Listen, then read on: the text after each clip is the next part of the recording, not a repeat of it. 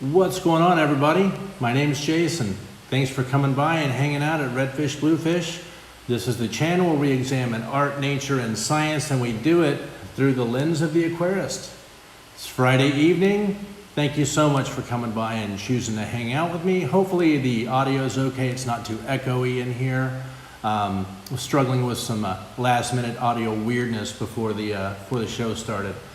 We have a lot of people in here, guys. I really appreciate. We had quite a few people in here before the show even started, active in chat, and that is a perfect segue for me to jump right in and do our top 10 early birds. Now, I say it every weekend. I'm going to say it again.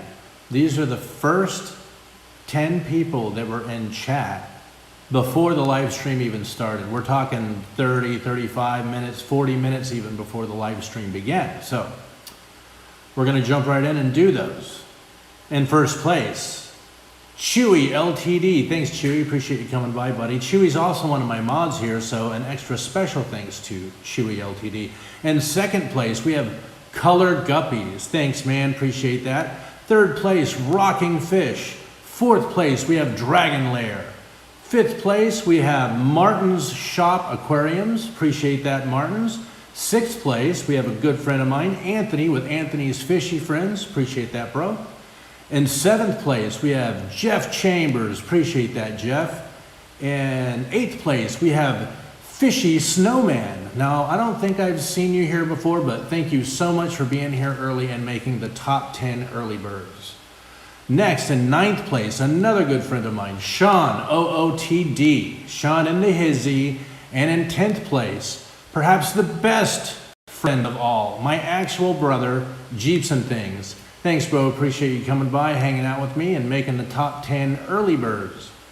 Guys, that's the top 10. If you didn't make the top 10, no worries. I love you all the same. It doesn't matter. We used to kind of run through and like give everybody mentions pretty much every week, and it took way too long. So we had to condense things down and simplify. So before we get started with the show, I'm sure you noticed from the YouTube thumbnail, lots of updates, lots of progress, indeed. But before we get into those, I'm going to do a quick run through chat and make sure I'm not missing anything obvious. It has been crazy yucky weather here today and yesterday. Just been rain and rain, just drizzle, constant drizzle. Been pretty miserable. Remember, guys, if you want to ask me something specific, please remember to @Redfish Bluefish. It highlights it in red, it makes it stand out, and I have to give my patented disclaimer, I am horrible at keeping up with chat in the first place. So if you ask a question and I miss it, it's not personal. Please don't take it personally. I just miss things. Yes, indeed, Steve Langley. Lots of familiar names here indeed. I think I may actually be in pretty good shape. I don't think I've been asked any questions just yet. So, guys, we do have quite a few updates to share. A really big one. I'm going to do some of the smaller ones.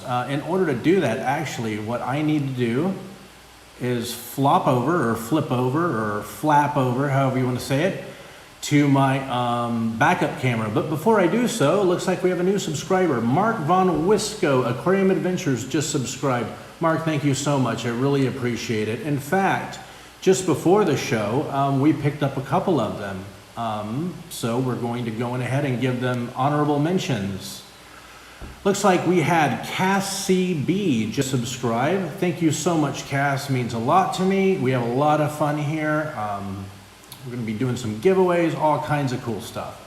And we also had Justin Powers. Really appreciate that, Justin. Thank you so much for signing up and jumping on the Redfish Bluefish Fish Nerd train. Okay, guys, so what I'm going to do is I'm going to switch over to my backup camera, which has the microphone attached to it. I cannot see chat when I'm just on this camera, so just so you know. Let's see if we can make this work. Hey, how about that? Looks like we have Here Fishy as well just subscribed to us. Thanks so much, Here Fishy. It means a lot to me. It really helps the channel out. We have a lot of fun here. Guys, let me show you some updates by grabbing this backup camera and hopefully not messing things up. Hopefully the picture's okay. It's been acting a little iffy recently. So let me show you this. You're going to notice that these aquariums look quite different than they did last time. I'll just let the video do the talking for me. Yes. Despite massive supply chain problems, I was able to track down a really large supply of quite decent, just kind of generic mixed calico pea gravel. So that's what we have going on here. And definitely, the fish definitely enjoy having that glass bottom covered up, for sure. Many of them were cowering, you know, kind of hiding behind the sponge filters. They really didn't enjoy, you know, it's just not natural for fish to swim on top of and live over glass. That's just my opinion. And you can definitely tell it in their behavior. So I haven't got all of them done. This is just a very, very thin layer of large pea gravel, in fact. What's going on, guys? Yeah, this is just a really thin layer of just pea gravel, all the same kind. And definitely, I like it a lot better. I really do. I'm not, just like I said before, it's just a matter of personal taste. I'm just not a fan of the bare glass bottom look.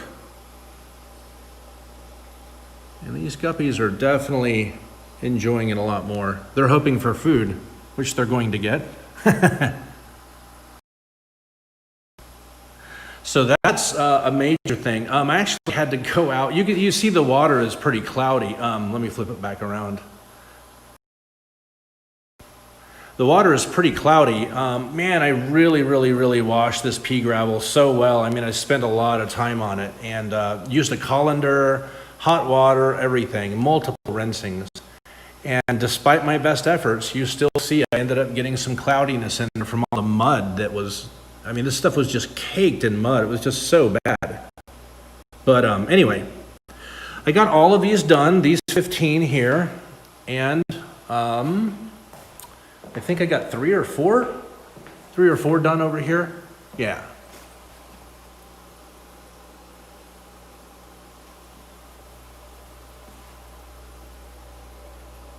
They're definitely enjoying it a lot more. So I've got, let's see, 12 more to do. I'm gonna knock those out probably tomorrow. I don't have any more time to do that tonight. But anyway, yeah, I wanted to get a little bit of gravel, just kind of anything to cover up the glass bottom of the aquariums, you know.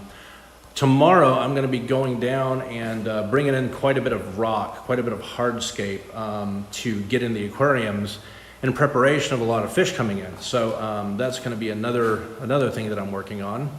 Anyway, let's continue with the updates. You can see here I have a couple of 20-gallon high aquariums, and up on top of this rack I have a 15-gallon aquarium. As I said last time, the goal for this newest rack that I added right here was to put a 20-gallon tall on the bottom, a 20-gallon tall in the middle, and then a 15 on top. I'll show you kind of what progress I made there.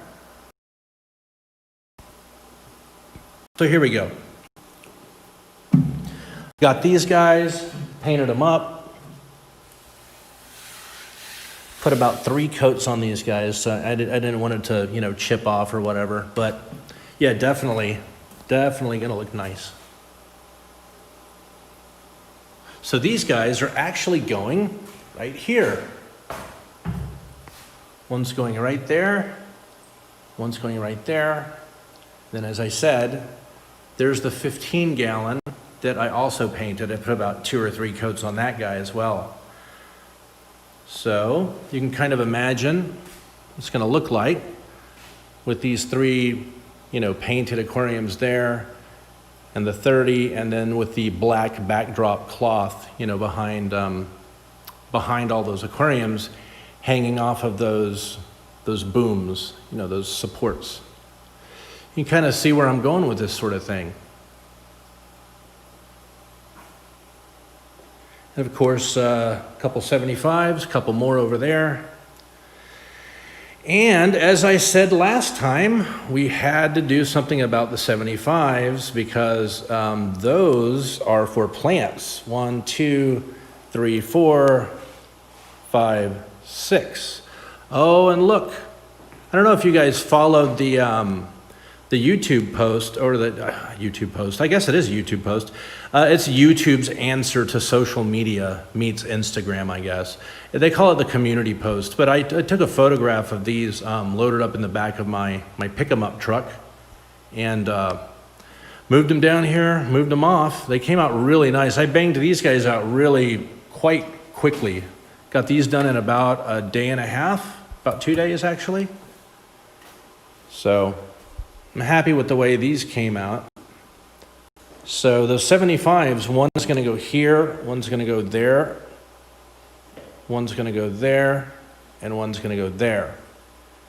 But before I do that, I need to buy some more paint because I definitely want to paint the backs of these 4 aquariums, these 4 75s, get them nice and painted, just like these, just like those, and just like those 240s, and then get them up there.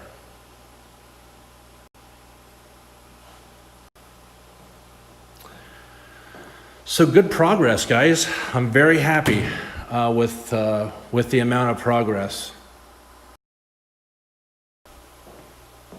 Let me jump back over here and see if I've missed anything in chat or if I have any questions. We'll continue with the updates here in just a little while once I stop shaking the camera so badly. Hey, there we go, we're back.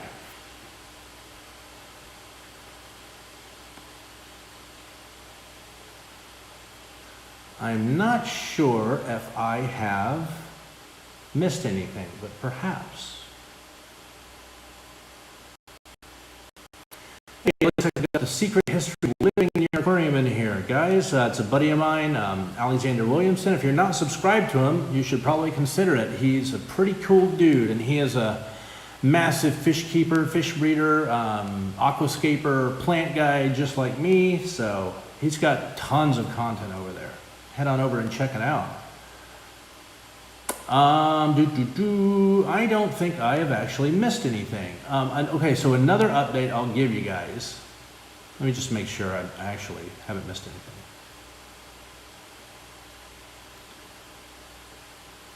anything.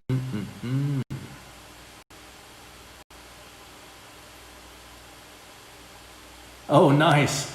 Hey, I really appreciate that, Alexander. Secret history living in your aquarium. Appreciate that, buddy.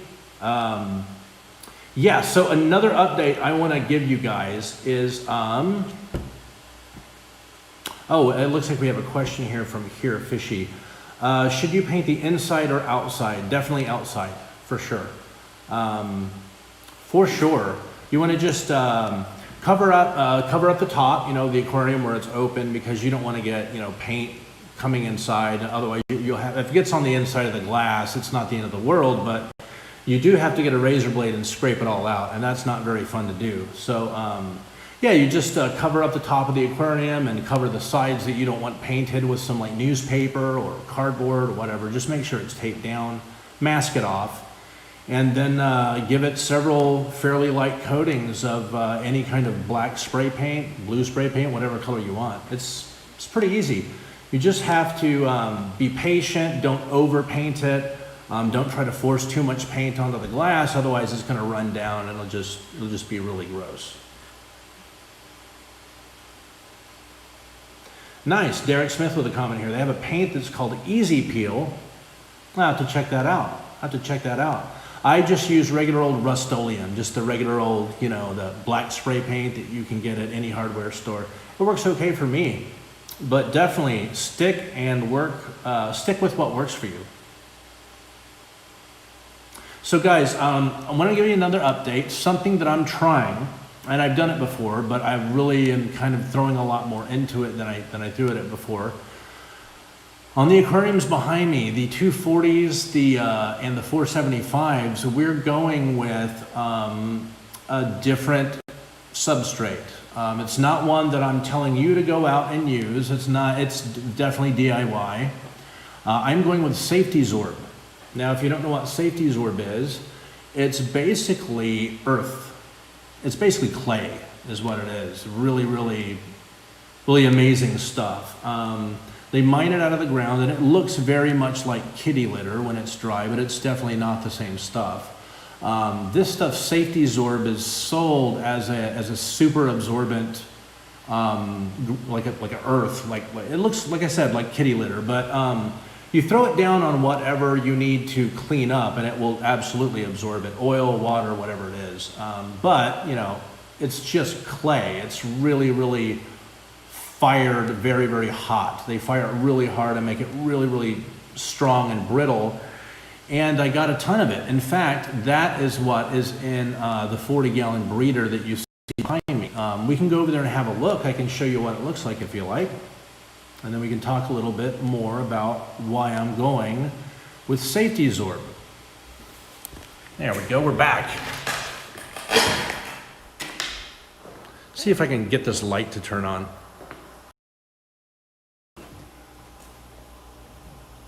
There we go. And that's it. This is Safety Zorb. It's wet. I got it wet, but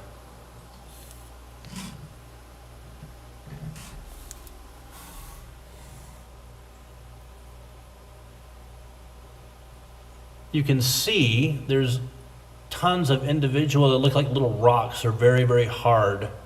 That is the Safety Zorb, all of this material. You can see I've got quite a bit of it in here. And we'll talk about what it is and why we like to go with it. So basically, like I said, this is intended, it's made out of clay. It's called Fuller's Earth, actually. And they mine it out of Nevada, Utah. I don't know tons about it, but basically, it's intended to clean up spills, you know, any kind of spills, you know, oil or water or whatever. It's totally non-toxic. It's safe. It's just clay soil, basically, that they break down into little bits, and then they fire it in kilns, and they big time fire it in kilns, super high temperature for a long time, much more so than they do to other clay products, like your standard, what's it called? There are several absorbent materials that are made more or less out of the same material, but what makes Safety Zorb different is that they fire the heck out of it in kilns, and it makes it really much tougher than some of the alternatives. One of them is called Turfus. I haven't used it before. I've read quite a bit of information that, you know, from people, postings and what have you in the Planted Tank. Basically, think of this as a uber absorbent clay soil, because that's exactly what it is. It's a clay soil that's super absorbent. Now, what makes Fuller's Earth interesting is its absorbency. It's its ability to absorb, and not just absorb liquids, but absorb virtually anything out of water. For instance, you could get a bucket of really hard water, really, really hard well water. I don't know, TDS of 300 if you prefer, right? 400. Fill a bucket up with Safety Zorb, not fill it up, but just put a decent amount in there, and then fill it with this really hard, nasty water and give it a weight. Trust me, in about a week's time, you will have water that's close to zero, if not a TDS of 0. That's how absorbent this stuff is. So the way that people like me, plant nerds, the way that we use this stuff is that we essentially get it. You can fill a bucket up with it. You can do what I did, get a little bit wet, throw it in an aquarium, add some water to it, okay? You don't have to fill it up all the way. There's no real formula for it, but the idea is to cover it, you know, cover it completely in water, and don't turn the light on, don't run any lighting, don't put any fish, anything like that in there. Spike the water big time with all-in-one fertilizer, big time. You can use any one, Tropica, Nylock G, any of them, it doesn't matter. Any of them, literally, any decent all-in-one fertilizer that has nitrogen, phosphorus, potassium, and traces, really, really, really overdose that water. like big time. Just go nuts, right? And leave it alone. Leave it alone for a week. Just let it sit in there. Now, don't run the light, don't run filtration, don't do anything to it. Just let it sit there. And what the Safety Zorb is going to do is suck every last bit of that fertilizer out of the water and draw it into it. Just suck it right up. It will happen, trust me. Then and some people do that several times over several weeks. Like I said, there's no formula, okay?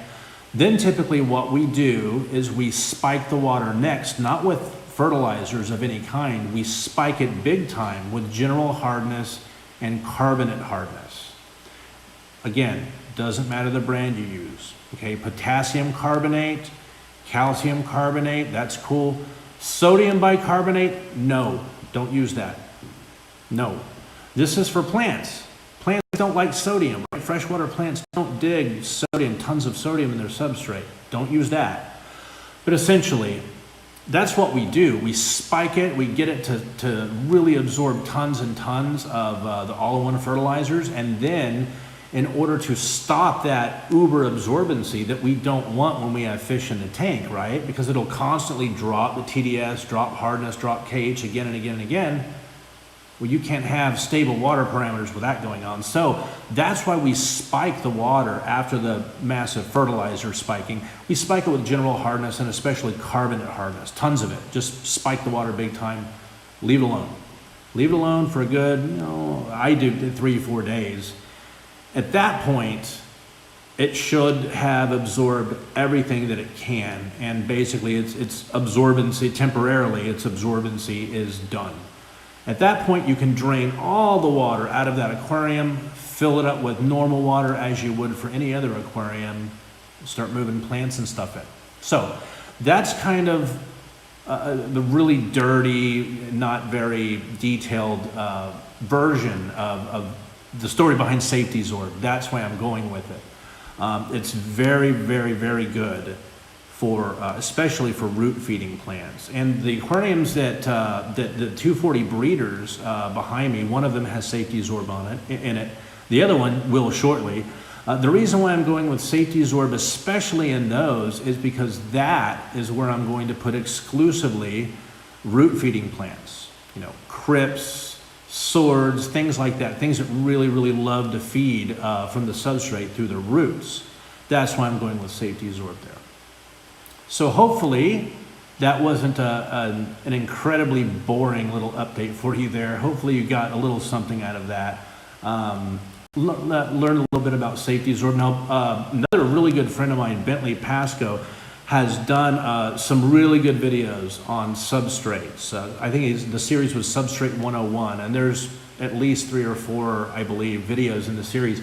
He covered Safety Zorb very, very well. He did a great job, much better job than I could do.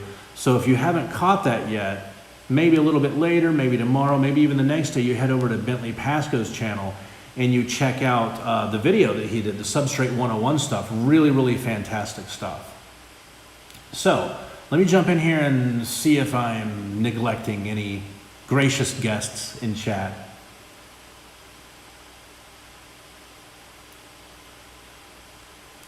Yes, I thought I saw, yes, Here Fishy with a comment, it looks like. Here Fishy is asking, Fuller's Earth? Yes, Fuller's Earth, that is what it's called. I believe I have let me grab a bag, hold on a second.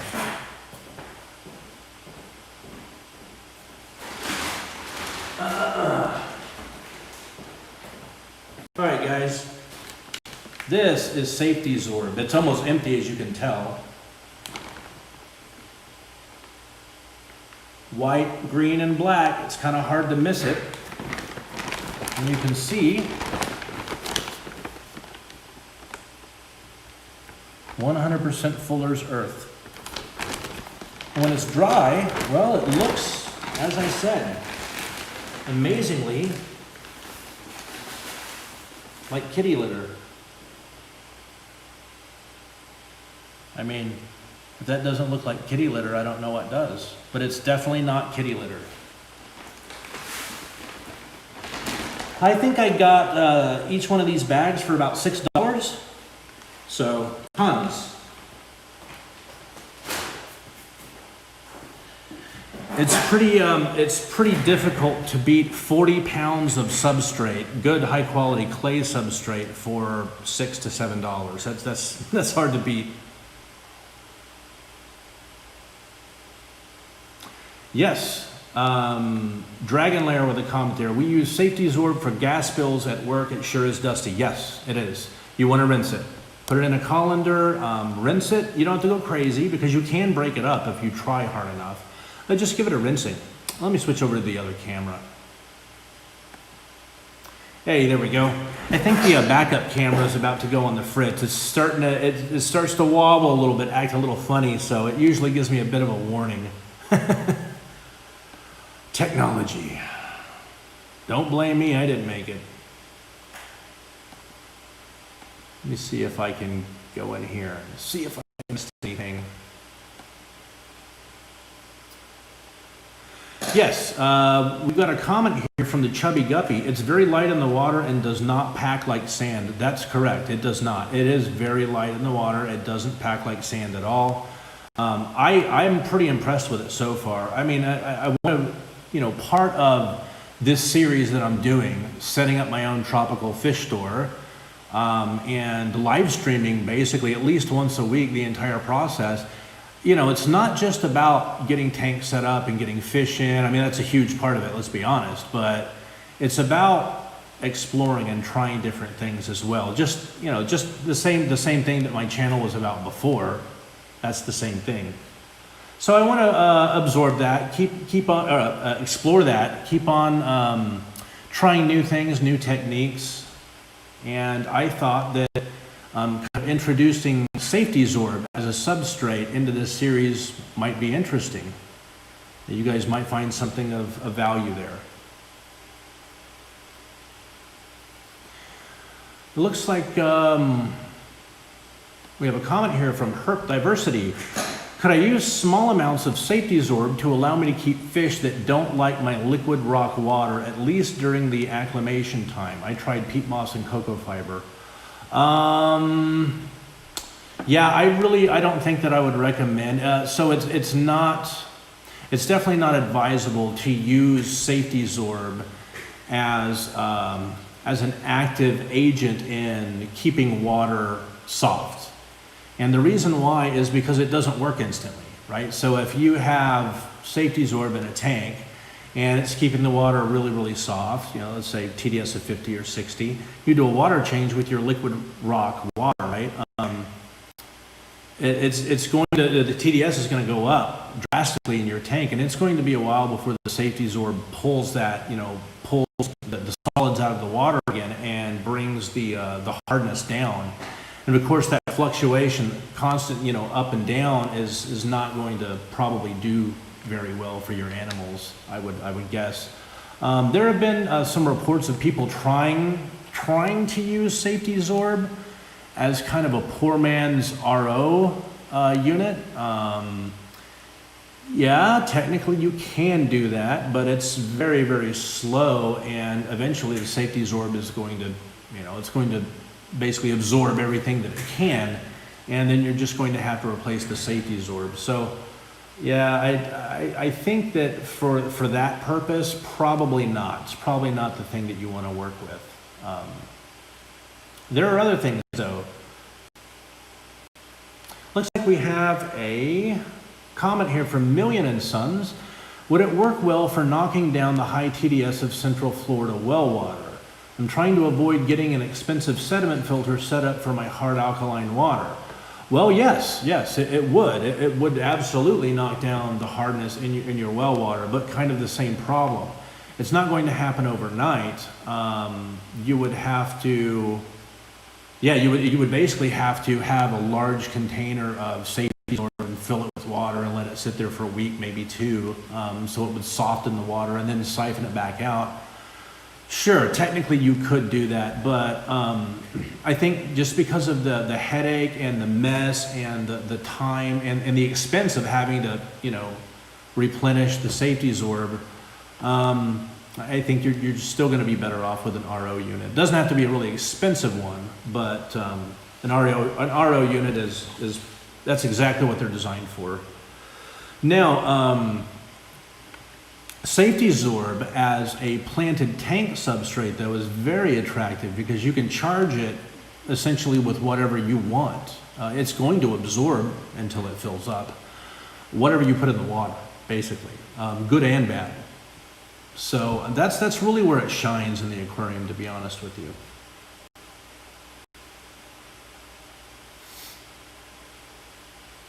Yes, that's good advice there from the Secret History Living in Your Aquarium. Secret History comments, I'd use rain barrel water instead. Yes, any day, yeah.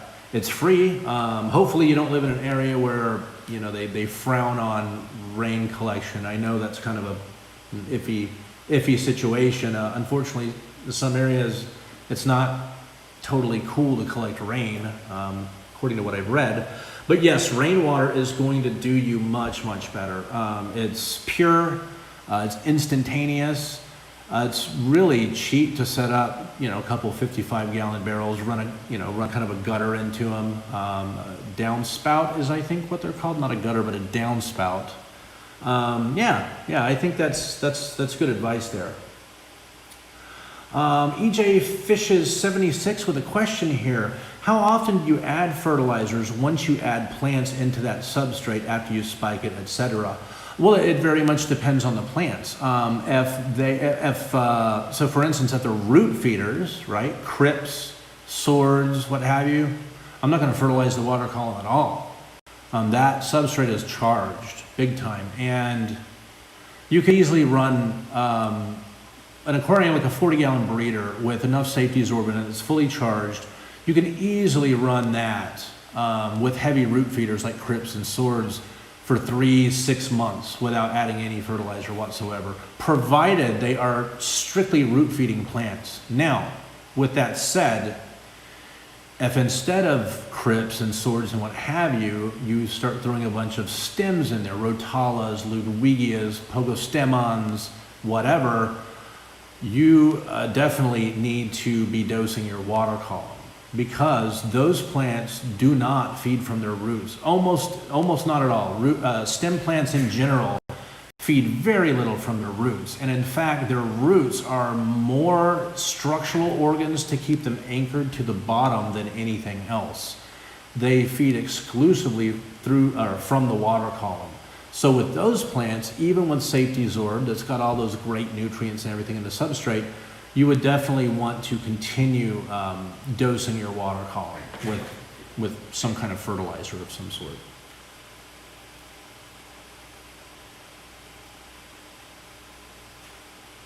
Yes, absolutely. Yeah, the Chubby Guppy with a comment, don't take rainwater from tar roof shingles. Yes, that's a good piece of advice. Tar is some pretty pretty bad stuff to have in your aquarium. Any kind of tar residue or whatever, yeah, you don't want that in there. So guys, we did some updates. Let's see what else. You can see the racks behind me. You got tons of those built. So, the big update. We've gotten our first order placed, and I'm really pumped up about it. It is quite a sizable order. I'm not going to spill any beans. Suffice to say that there's some very different fish coming in on this order. Some very unique, rare, different fish coming in from Europe. So we're kind of projecting sometime end of next week. The shipment is leaving from Frankfurt, Germany, and coming into Seattle. I don't actually have an exact time date. So let me back up a little bit. I don't know if any of you guys have ever purchased fish or imported any kind of animal. Usually the process is you place an order, and usually within a day or two you get something called a pro forma, an invoice. Basically, this is what you wanted, this is what we're agreeing to send you, this is the price, this is the shipping, freight, certificates, all that stuff. You get that. And then the next deal is you render payment. There is usually a 3, maybe even 4-day period, in rare cases 4 days, for that payment to actually clear and get released, and then get the export scheduled on a flight. At which point an airway bill is generated and all this paperwork is generated, and then it comes back. So we are kind of in that paper generating phase right now. Hopefully by Monday I'll have some more information. But anyway, we did get our first order placed. It's a very large order. There's going to be a lot of cool stuff coming in. There'll be some really cool footage that I cannot wait to share with you guys. So that was really the big update that I had for you guys. We're going to bring in. I've got quite a few requests. One of them, in fact, I think 5 or 10 minutes before this live stream kicked off, from a good friend of mine. You know who you are. I know you're watching. And yes, that request that you made of me at just 5, 10, maybe 15 minutes before the live stream started, don't worry about it. I got you covered. I'll go ahead and bring some of those in, and they'll do wonderful for you. You'll love them. So I have a comment here, it looks like, from Alishan AS. As you are in a somewhat isolated location, from where will you obtain your livestock? Wholesalers, exporters, transshippers, fish, and all the above? Yes, so I'm an importer. I import animals. I have an import license. I have had for years. So as far as specific, like which specific exporters, I don't want to go into that. Suffice to say, there are 4 right now that I'm working with. 4 European exporters that I really like. And one of them actually operates, they're not just an exporter, they're not just a breeder, wholesaler, exporter. They actually run an exchange. So you can get fish directly through them, or you can get fish through a farm, right, that they kind of handle, or you can go through them, and there's several different ways you can get fish through this exchange source. So that exchange source is actually who I placed this order from. So what it does, it allows me to go to one source, but basically get fish from multiple sources, right, through them. So it's quite handy. They really do take a lot of the footwork and the legwork out of it. Now, the downside is that's not a free service, but prices have greatly increased for fish the last 6 months. Freight, shipping, freight, air freight, all of that is just way higher than it was just even a year ago. So kind of used to expense right now. But I've talked about it before, guys, and I'll say it again now. I am not a quantity guy. I don't want to know, like, hey, I've got 1,000 to spend on this. How many can I get for that? No, I don't care about, quantity. Quantity is not important to me. Quality is important. I will happily pay more for superior fish, superior livestock, healthier livestock, prettier livestock, livestock that's going to breed better for you guys. It's going to live a healthier, longer life. That's what I'm interested in.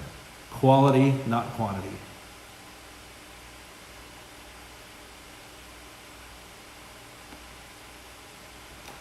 The Chubby Guppy here with a comment. Looking forward to Morse code tetras in Europe. Let me know if you find any. Yes, Chubby Guppy, I actually did look for some Morse code tetras. I do have a source for them. They do not have any available right now. I mean, goose egg on quantity on those tetras. I was really happy when I found them, and I went over and looked at the SKU and I said, oh no, they're out. Out.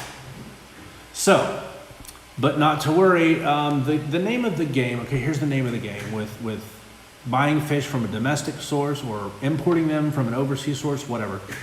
The name of the game is select everything that you want, right, and hope for the best. Place that order, and you never know what you really get until that pro forma comes back. And often with some sellers, with some exporters, what they say they have isn't necessarily true. You know what I mean? I mean, there's a lot of different SKUs, a lot of different fish, a lot of different things for them to track real time, and that's hard to do when the size of your operation is, several aircraft hangars, commercial size aircraft hangars. So that's hard to do. Often, you don't know for sure what you're getting until you get that invoice. Now, luckily with this source that I really like in Europe, 99% of the time, if they say they have it and they can get it for you, they're spot on about that sort of thing. So I really like that. I really like the attention to detail, the accuracy in reporting numbers, the accuracy in reporting fish size, the accuracy in reporting water parameters that they're being kept in right now. I mean, I've got a massive list of water parameters that each and every single species that I'm importing are in right now in Europe. That's pretty impressive. That's an impressive operation that can do that. So again, going back to my theme, quality, please, not quantity.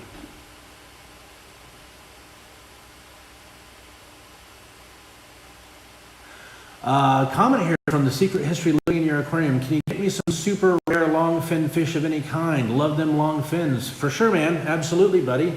Yeah, we've got some pretty awesome stuff coming in. I cannot wait to show you guys. I haven't really figured out how we're going to do the big reveal. I'm not a big fan of live stream unboxing, huge orders of fish. It just seems like you're asking for trouble. But we're going to be doing some awesome video releases for you guys, and of course after that, live streams.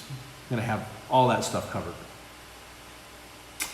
A comment from Alishan AS. Many Czech exporters do that, as you know. Their lists are amazing, especially Apistos. Prices have increased quite a bit. Yes, they have. They absolutely have, Alishan AS. So I have a German source, Czech sources, Polish sources. I have access to, I don't want to go into details, but I do have access to what amounts to a European, a hybridized, no, sorry, I misspoke. A harmonized European exchange. It's an online exchange. You can log in and see what's available on the exchange, the size and all that stuff. And there's a common theme across the board. In fact, there's two common themes across all of the exchanges, all the sources, even the South American sources. Number one, fish have increased about 40% across the board, and that's doing good. Many fish have doubled in price, okay? But as a general rule of thumb, when you work all the numbers out and you average it out, about 40% increase across the board in fish prices, okay? On top of that, nearly a doubling in freight, nearly double. So usually in Europe, stuff ships by the kilo. When you try to place an order, or in Asia for that matter, or in South America, you're going to get freight prices quoted to you in kilos. So normal is close to six to 7 euro a kilo. That's normal freight prices. Right now it's 12 across the board. I mean, you might get a little bit of a better deal if you go with Alitalia over Lufthansa, but if you go with Alitalia, then they're going to transit through Italy. You don't want that. That's going the wrong direction. You get my point. So it all washes out in the end. Basically, freight, domestic and international, is about double. And fish prices, on average, are 40% higher. It's 40% more expensive to buy fish for everybody. Me, you, other retailers. It's just the sign of the times. Steve Langley with a question here. How about green angels? Ah, yes, those are some pretty ones. The Europeans have some really interesting. I can't recall the varietal names of them, but they definitely have some very interesting angelfish. Some of them reputed to be quite green. So, yes, there will be some interesting angelfish coming in. No, I'm not going to say anything else about it. You guys will just have to wait. I don't want to spoil Christmas morning, guys. It's just as much Christmas morning for me as it is you guys. I don't know if you're into living vicariously through people. I know I am. That's the whole point of FishTube. That's the whole point of YouTube. That's why I follow all of you guys, all of your videos, all of your channels. I'm all about experiencing what you guys experience and vice versa. So, a comment here from DC Kyle. Our fishy friends are worth every bit of 40%. Yeah, for the most part, I agree with you. Yeah, there are some sources, several domestic sources and a handful of other overseas sources that I would say no. They're not very good sources at regular price. You know what I mean? You know where I'm going with that. But no, certainly the sources that I am exclusively going to, let's just say they're pretty much top of the class. They're top of the class operations. So for those fish, for that livestock, I mean, normal prices for that was a steal anyways, because the quality is so high. So let's go back 8, 9, 10 months in the past. At normal prices, 8, 9 months in the past, the European, high quality European stuff is a friggin' steal, okay? At 40% higher, stings a little, I'm not gonna lie, but it's still great value. Once you see this stuff, you'll know what I'm talking about. So, enough of my yammering on.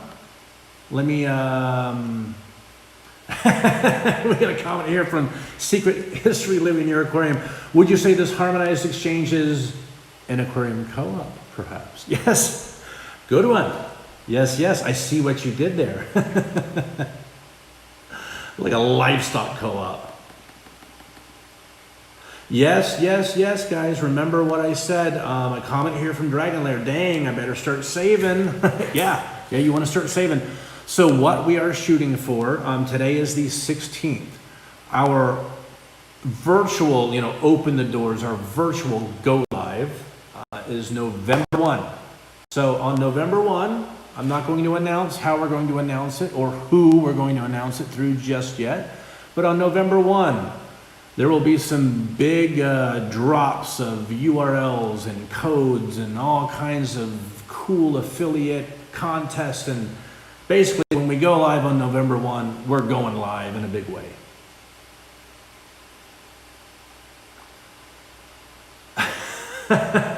Yeah. Oh, nice. Yeah. Full-blown Albanian dudes slinging fish in a trench coat. Absolutely. Yeah, absolutely. I'll be on a dark street corners, brim hat pulled down, trench coat. Actually, there's a very, very funny story. Someone told me, I'll digress for a little bit. This person ran fish stores in New England, in the New England area, specifically Boston and Connecticut. Rhode Island, that area. I mean, it's all kind of a different but same-ish area. And about once a month, he'd be working in his fish store. Okay, this is a hilarious story. And the phone would ring, and basically it would be his buddy down the road from him, who also owned a fish store. And it's like the next county over. And the call would come out, and the voice on the other end of the phone would say, "The Rooskies are inbound," and they would hang up. So what they were talking about is there were these crazy guys, okay, definitely not legitimate at all, who would go around to all the fish stores in a bobtail truck with boxes of fish, tropical fish, and they would stop. And none of these guys could speak any English. There was no English, like the snippets of English here and there, grunts, points, gestures, that's all they had, right? And they would hit all of these fish stores and sell or try to sell these tropical fish to anyone who would let them in the shop. And if you let them in the shop with fish, good luck getting them out of your shop unless you bought fish from them. They just basically wouldn't leave, and they would just keep, holding up bags of fish, trying to communicate with you in broken English and Russian. Quite a funny story. I guess you had to be there to enjoy that little story. It was quite funny. No, I am not going full-blown Russian slinging fish off the back of a truck. I'm not going full-on. No. But anyways, guys, that's basically the update that I had for you. We've gotten the Safety Zorb rocking and rolling. We talked about that a little bit. I hope you guys read a little bit more about it. It's promising stuff. Now, just read up about it before you use it. It is not something that you want to use in an aquarium if you don't know what you're doing, because as I said, given enough time, it will basically strip everything out of your water, and you'll have a TDS of close to 0. And if you had fish in that water, they're dead fish now, right? So just make sure you read up about Safety Zorb. Shoot me an email if you don't know what's going on. Better yet, go over to Bentley Pasco's channel. Watch those videos on Substrate 101, particularly the stuff he does on Safety Zorb and the Safety Zorb alternatives. And if you still have questions on that, feel free to email me. Feel free to email Bentley. He is really good about getting back to people. So what else did we cover? We covered getting gravel. We got a little thin layer of gravel in the aquariums. They look a lot better, and the fish are definitely happier. So that's what we're going to stick with. And so we got the racks. We got our racks built out. And I guess the biggest update of all, we got our first order placed. And we've been communicating back and forth with the U.S. government, warning them about an impending fish shipment. You do have to warn those guys. You just cannot bring stuff in, plants and fish. No. There's a very strict procedure you do have to follow with that stuff. And I guess that's pretty much about it for now, guys. I just want to make sure I haven't missed anything in chat before we close off.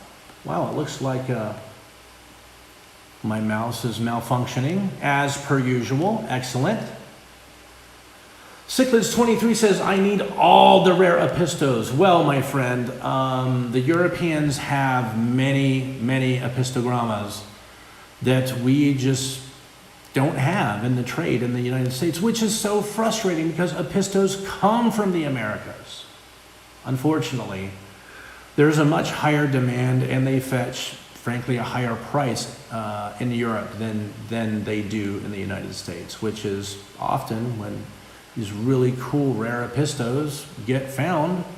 They're generally found by collectors working for the Germans or working for the Czechs or working for the Poles, the Polish people. So that's just the way the cookie's crumbling for us right here, right now in the United States. But I am trying to do good work here. I'm trying to do good deeds and good work by bringing in very rare, very high quality fish in specifically from Europe so we can get some of these really rare, incredibly interesting lines of fish, species of fish, strains of fish into the hands of hobbyists for a fair price so you guys can start breeding them out. Let's get them established here.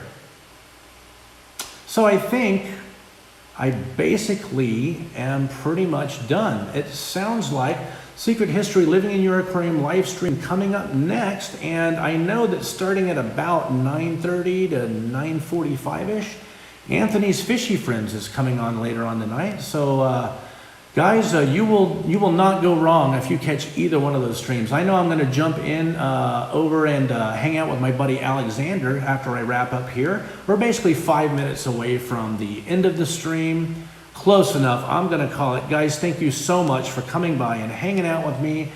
As per usual, I want to thank each and every one of my mods for helping, help things keep running, help things run smoothly in chat, keep those nasty trolls away, all that bad stuff.